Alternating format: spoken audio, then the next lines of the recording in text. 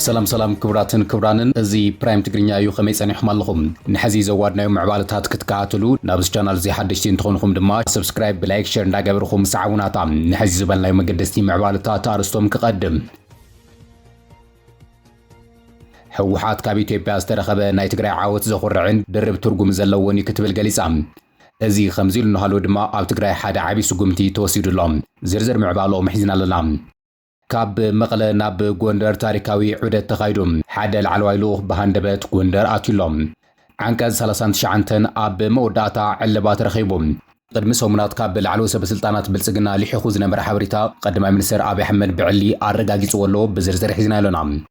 بشم دليت لوتي أب أديس أبا زنقساقس تجارو قدام أب أديس أبا سلف نكايد بزبل وقع مدلوات يكايدو أب زلو الأوان كابة تجري حسوس متنقطع توهيبو معلوم بدكتور دبرزون جبر ميكائيل زمرح منجستي أنصار بيرهم يتسلفوا قبلنا بأديس أبا زركب تجارو مل اقتصادي دلو زيون حزن لنا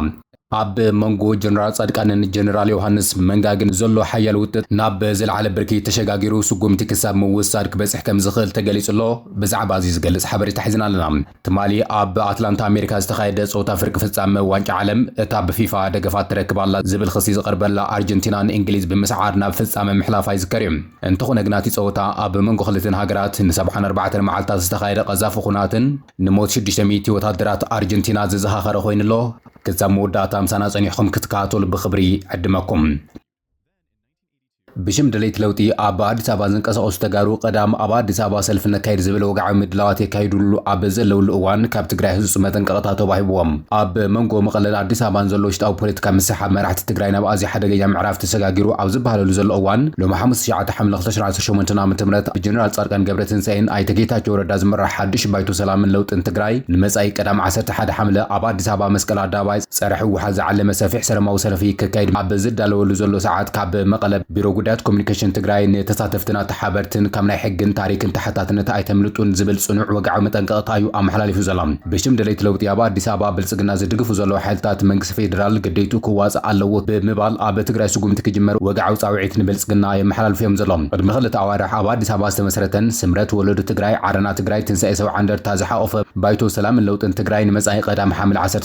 2018 اقواصرا جئز سفيح سلماو سلفي كم زكايد افليتم علامة أتي سلفي عب وشت تجري بحوحات صدق ما أخلاق كمان دين مخنن مناسي تجري بجدود زقفة في اللوزات مسرح دون قبل إن مسوع زعلمة كم زخنن بتماثل وين فيدرال منجستي عب تجري سقوم تكوسر زعلمة كم زخنن يستجلس عم فيدرال منجستي عب العلز يقول دايزي زرقوا زول سقطها جبو كم زخنن بمجلس منجستاوي قديتو كخبر ساويه المغرب مخانو عتحابرتي أتي سلفين BBC جلسام منجستي نزي حيل زي زبل وحوحات بسلامة ومن جدي عتقوك فتحن سلامة وقالسين خجبرن كسعر لو زبل خوينهم أزي انتزي خوين جنا حاجة وسقومتات بموساد نتيز بي كابزي حيلي ناي موسى عند حنتو ناي معك عبن حاجة من كساوي حلف نتعلو كبليو أبومبر بارتي 7 عندر تازوخنا كبدا صفات تزاري بوزالام أزي نسرعت بالسجنات زدقف ساوعيت أواد سابان مكاد مدلوات أبزق برلو زل أول مكس تجري علاو راي متنقطات ساوعيت يقرب بوزالام بيروجودات كوميونيكيشن لومي أبزرق حوق عم مجلسي أواد سابات حق نزولو سلفي نبهرا وربحان فتحوا قال سيز بتجري نزيز أبا نايك حرت انتلاقه تنزولهم أكلات من كسقاس كم زخنا يوخونين وزالام منكس تجري كم زقلصو أزي سلفزي بترجمو بالسجنا قبل على تجري نزجبرو سلاحتاو سنتات معصاب بجت مدحنيت الندادن ترجن زبر زدقب خمود ما جزاتاوي حدنا تجري نخيم لسن تمزابلتي وجناتنا ناب مربتهم نخيم لسوس وعنايت المتسرحي كبل يجلس وزلام اتبيرو عب مجلس يون تساتفتنا تحبرتن كم زي كبل متنقطع محلالي فزلام زوم أنصار فتحوا قال سنة تسلفهم نول كملخي أبي أحمد زرق فزلو أكلات نايجزي قدايم بر كاب حسرة وردة بقندو دما كاب ناي مورال تاريخن حجة وتحتاتنا تنفسهم كم زي ملوت كردو يقبعلهم سلازخون ون أبزين ورام زبلو تكبر زاتف زخون يكون زيجا كاب تكبر قطب كم زلو بمجلس أب مل عالم زلو تجراي فتاو حزب تجراي نزي سلفزي خننن أب جون تريف خون كم زجبانيو ساوي تقريبو زلام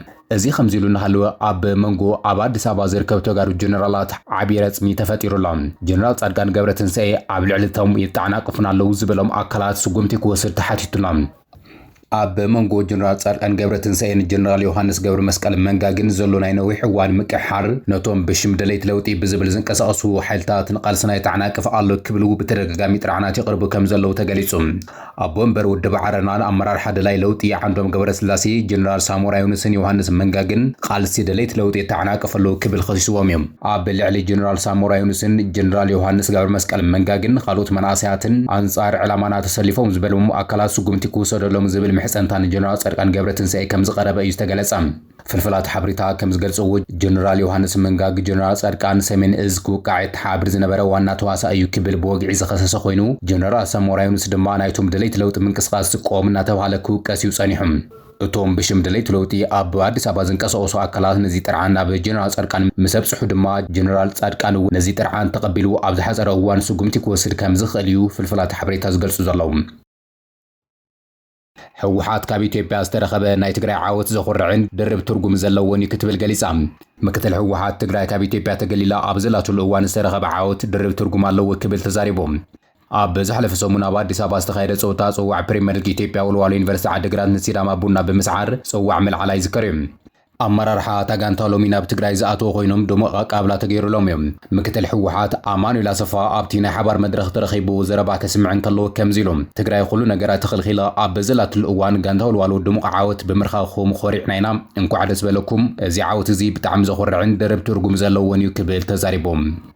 እዚ ከምዚኑ እናሃለወ ኣብ ትግራይ ሓደ ዓቢ ስጉምቲ ተወሲዶም ኣምባሳደር ኣሸንዳ ኮይና ኣሸንዳ ኢትዮጵያ ብምባል ምልክታታት ክትሰርዕ ፀንሐት ዝተባሃለ ዜማ ኣንብዛ ናይ ኣምባሳደርነት ማዕረጋ ተመንጢላ ተባሂሎም ቢሮ ባህልን ቱሪዝምን ትግራይ ንእስቲ ዜማ ኣንብዛ ካብ ናይ ኣምባሳደር ኣሸንዳ ማዕረጋ ከም ዝኣለያ ኣፍሊጦም ቢሮ ባህልን ቱሪዝምን ትግራይ ሎሚ ሐሙስ 9 ሐምለ 2018 ዓ.ም ኣብ ዘመሓላለፉ ህዝብ ወጋዕ መግለጺ ንንእስቲ ዜማ ኣንብዛ ሂብዋ ዝነበረ ናይ ኣምባሳደርነት ኣሸንዳ ማዕረግ ሙሉእ ብሙሉእ ከም ዘልዕሎ ገሊጹም እቲ ቢሮ ከም ዝሓበሮ እታ ኣምባሳደር ንኽብርታትን ባህልን ትግራይ ብምግሃስ ምስ ጸላእትን ካሕርትን ዝበሎም ኣካላት ብምትሕባር ንባህሊ ትግራይ ንምድኻም ተንቀሳቒሳ እያ ብዝብል እዩ እቲ ከቢድ ስጉምቲ ወሲዱላ ዘሎ ንእስቲ ትግራዊት ዜማ ኣንብዛ ኣብ ናይ 2017 ዓ.ም ዝተኻየደ ውድድር ኣምባሳደርነት ኣሸንዳ ተዓዋቲት ብምዃን ናይ ኣምባሳደር ኣሸንዳ ማዕረግ ተዋሂባ ነይራ ዝበለ እቲ ወጋዕ መግለጺ ይኹን እምበር እታ ኣምባሳደር እቲ ዝተዋሃበ ዓቢ ናይ ህዝቢ ሓላፍነት ብምግሃስ ንብዙሓት ተጋሩ ዘቆጥዕን ባህሊ ትግራይ ዘዋረደን ዘይሕጋዊ ምንቅስቓሳት ክትገብር ጸኒሓ እያ ኢሉ እቲ ቢሮ ምስ ስድራ ቤታ ብምዝራብ ንህዝቢ ትግራይ ይቕርታ ክትሓትትን ካብዚ ተግባራ ክትዕቀብን ዕድል ሂብዋ ነይሩ እዩ ክብል ገሊጹ ይኹን እምበር እቲ ዝተዋሃበ ዕድል ብዘይ ኣግባብ ብምጥቃም ኣብ ክንድን ባህሊ ትግራይ ተፋልጥ ነቲ መሰረታዊ ዕላማ ኣገዲፋ ኣሸንዳ ኢትዮጵያ ብዝብል ስም ምስ ፀረ ትግራይ ዝንቀሳቐሱ ዘለዉ ዝበሎም ውልቀ ሰባትን ፖለቲከኛታትን ከም መሳርሒ ኮይና ክትዓይ ጸኒሓ ክብል ይኸሲስዋ ስለዝኾነ ድማ እቲ ቢሮ እዚ ተግባር እዚ ንታሪክን ረብሓን ህዝቢ ትግራይ ዝሸጠ ነውራዊ ተግባር ስለዝኾነ ካብ ዕለት 9 ሐምለ 2018 ዓ.ም ጀሚሩ እቲ ዝተዋሃባ ናይ ኣምባሳደርነት ኣሸንዳ ማዕረግ ሙሉእ ብሙሉእ ተገፊፉ ኣሎ ክብል ወጋዕ መግለጺ ሂቡ ዘሎ ኣብ ነሐሰ 16 ዝጽምበል ኣሸንዳ በብዓመቱ ኣምባሳደር ዝሓሪ ኮይኑ ክሳብ ሕዚ ብምኽንያት ፖለቲካዊ ቋም ካብ ኣምባሳደርነት ኣሸንዳ ዝተለዓለ ትግራዊት ጓል ኣንስተይቲ የላን እያ ካብ መቐለ ናብ ጎንደር ታሪካዊ ዑደት ተኻይዱ ላዕለዋይ ልኡኽ ብሃንደበት ጎንደር ኣትዩ ኣምባሳደር ኣሜሪካ በኢትዮጵያ ኤርቪን ማሲንጋ ካብ መቐለ ብቀጥታ ናብ ክልል ኣምሓራ ጎንደር ኣትዩ ማሲንጋ ምስ መራሕቲ ትግራይ ኣብ መቐለ ድሕሪ ምዝራቡ ብቀጥታ ናብ ጎንደር ይቕኒዑ እዚ ናይ ማሲንጋ ዑደት ዕላሙ እንታይ ምዃኑ ብዕሊ ዘይተገለጸ እኳ እንተኾነ ሚድያታት ኣምሓራ ግን ብዛዕባ እዚ ዑደት ኣብ ዘውፅኦ ሓበሬታ ምስቲ ኣብ ምጽናት ህዝቢ ምዕራብ ትግራይ ኣንበሳ ብጽሒት ዝነበረ ዩኒቨርሲቲ ጎንደር ዝተሓዘ ሓበሬታ እዮም ዘቃልሑ ዘሎም ማሲንጋ ትማሊ ኣብ መቐለን ምክትል ሕወሓት ኣማኑኤል ኣሰፋ ውዕሊ ፕሪቶሪያ ኣኽብሩ ኢሉ ከም ዘጠንቀቐ ዝፍለጥ ኮይኑ ብኣንጻሩ ድማ ምስ ጀነራል ታደሰ ወረደ ከይተራኸበ እዩ ተመሊሶም እቲ ኣምባሳደርና መቐለ ዘካየዱ ዑደት ስዒቡ ጌታቸው ረዳ ናዱ ክገልጽ ተዓዚብና ኢና ጌታቸው ረዳ ኣብ ፌስቡክ ገጹ ትማሊ ኣብ ጸሓፎ ሪኢቶ ማሲንጋና መቐለ ኸይዱ ዘካየዶም ዘለው ጻዕርታት ሰላም ብምንኣድ ብኣንጻሩ ድማ ንሕወሓት ወቀሳታት ኣቕሪቡ ነይሮም ጌታቸው ኣምባሳደር ማሲንጋን ጀነራል ታደሰ ብኣካል ከይረኽቦ ከም ዝተኸልኸለ ከም ዝገለጸን እዚ ተግባር እዚ ድማ ንኹሉ ዲፕሎማስያዊ ምንቅስቓስ ናብ ናይ ጅሆ ድርድር ዝቕይር ዘሎ ዝበለ ጉጅለ ሕወሓት ልሙድ ባህሪ ከም ዝኾነ እዩ ወቒሱ ነይሮም ጌታቸው ነዚ ኣብ ፌስቡክ ገጹ ድሕሪ ምልጣፉ እዩ ማሲንጋ ብሃንደበት ጎንደር ዝበረራ እዚ ናይ ማሲንጋ ካብ ትግራይ ብቐጥታ ናብ ጎንደር ዝገበረ ሃንደበታዊ ጉዕዞ ዋሽንግተን ንኹነታት ሰሜን ኢትዮጵያ ብዓቢ ቁላሕታት ክኣተሉ ምህላዋ ዘርኢ ምዃኑ ተንተንቲ ይገልጹሎም ኣብ መወዳእታ እቲ ንዓመታት ከካትዕ ጸንሐ ዓንቀጽ 39 ክፈርስ ተወሲኖም ቀዳማይ ሚኒስትር አብይ አሕመድ ኢትዮጵያ ኣብ ቀረባ እዋን ሓዱሽ ሕገ መንግስቲ ክልዋ ምዃኑ ብንጹር አንፊቱሎም እዚ ወግዓዊ ናይ ቅዋም ለውጢ ፍንጭ ድማ ነቲ ንዓመታት ወታደራውን ፖለቲካውን ምርጻማት ክለዓለሉ ዝጸንሐ ብሔራዊ ዓንቀጽ 39 ማለት እውን መሰል ዓልሰ ውሳነ ክሳብ ምግንጻል ዘረጋግጽ ዓንቀጽ ንምድምሳስን ንምፍራስን ዝዓለመ ምዃኑ ጸብጻባት ኢትዮጵያ ኢንሳይደር ኣመላኺቶም ዋላ እኳ እዚ ሓበሬታ እዚ ቅድም ክብል ብምስጢር ካብ ኣኼባ ሰበስልጣናት ኢትዮጵያ ኢትዮጵያ ልሒኹ ወፂኡ እንተነበረ ቀዳማይ ሚኒስትር ኢትዮጵያ ግና ትማሊ ኣብ ዝተኻየደ ዋዕላ ብዕሊ ኣረጋጊፅዎሎም ቀዳማይ ሚኒስትር ኢትዮጵያ ነቶም ካብ ዝተፈላለዩ ካብታት ሃገር ዝተውፃፅኡ ዝበሎም 4000 ተሳተፍቲ ሃገራዊ ምክክር ኣብ ዝሃበዎ ናይ 32 ደቂቃ መብራህርሂ ኣብ ውዳድባ ስርዓተ መንግስቲ ጽገና ሕገ መንግስቲ ሓደ ካብቶም ቀንዲ ናይቲ መድረኽ ኣጀንዳታት ከም ዝኾነ ገሊጹ እዩ ኣብይ ኣሕመድ ወሲኹ ከም ዝገለጾ ገዛኢ ፓርቲ ብልጽግና ሓደ መራሒ ኣብ ስልጣን ክጸንሕ ዝኽእል ንኽልተ እዋን ጥራሕ ክኸውን ኣለዎ ዝብል ሓድሽ ሕገ መንግስቲ ኣጀንዳ ከም ዘቕረበ እውን ኣረጋጊጹ እዩ ዓንቀጽ 39 ካብ ምስረታቲ ናይ ቀደም ፌደራላዊ ስርዓት ሕወሓት ጀሚሩ ትግራይ ንኻልኦት ክልላት ኢትዮጵያ ክጣበቃሉ ዝጸንሐ ምዃኑን ይፍለጥ እዩ ይኹን እምበር ብስርዓት ብልጽግና እዚ ዓንቀጽ እዚ ንሃገር ናብ ምብትታንን ኩናትን ዝመርሕ ጸረ ሕገ መንግስቲ እዩ ተባሂሉ ክንቀፍ ይጸኒሑ ስለዝኾነ ድማ እዚ ዓንቀጽ እዚ ንመወዳእታ እዋን ዕለባት ክግበረሉ ምዃኑ ዝተገለጸ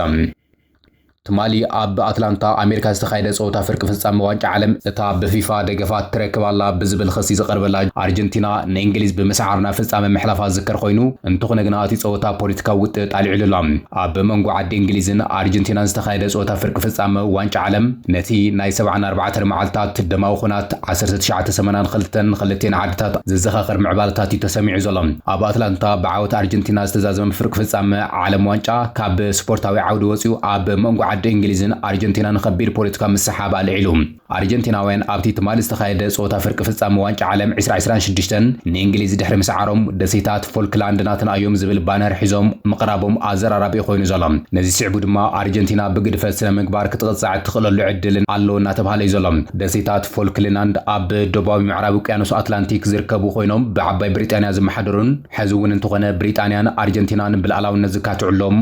ደሴታት ምዃኖም ይፍለጥ እዮም ክልቴን ሃገራት ብስንክዚ ካብ ኣርጀንቲና 300 ማይልስ ርሒቑ ዝርከብ ደሴታት ናትና እዩ ብዝብል ካብ ሚያዝያ ክሳብ ሰነ 1982 ዓ.ም ተዋጊአን እቲ ን74 መዓልታት ዝተኻየደ ኩናት ፎልክላንድ ጠንቂ ሞት 655 ኣርጀንቲናውያን 255 ኣባላት ሰራዊት ብሪጣንያ ከም ዝኾነ ዝፍለጥ ኮይኑ ኣብተን ደሴታት ዝነበሩ 3 ሲቪላውያን ከም ዝሞቱ እውን ይዝከር እዩ